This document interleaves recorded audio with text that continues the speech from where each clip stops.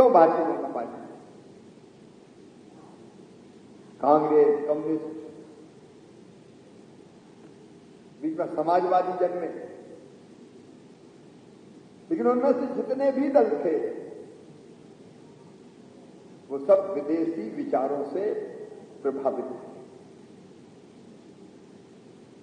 कांग्रेस ने कभी देश को, देश की संस्कृति को, जीवन मूल्यों को, परंपराओं को ही अपना नहीं माना।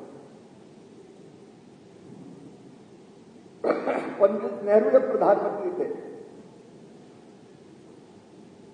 वो रूस से, पश्चिम से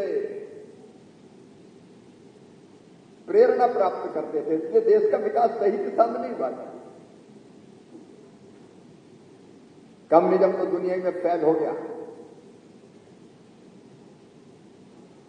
कार्ल मार्क्स ने कभी कहा था, दुनिया के मजदूरों एक हो जाओ, खेलने के लिए तो तुम्हारे पास कुछ नहीं है सिवाय जंजीरों के, लेकिन पाने के लिए सारा संसार था।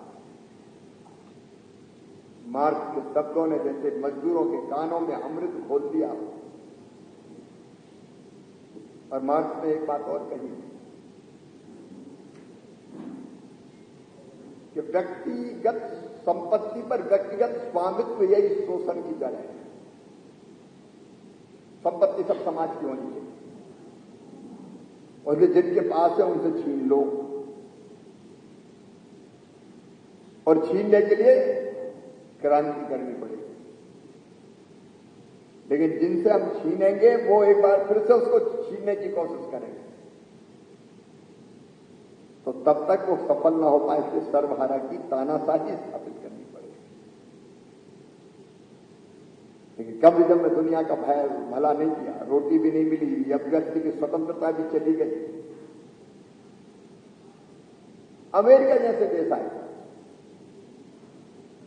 हमारे एक हाथ में रोटी है, एक में अभिव्यक्ति की स्वतंत्रता है, भंडार में होंगे, लेकिन सुख, आनंद,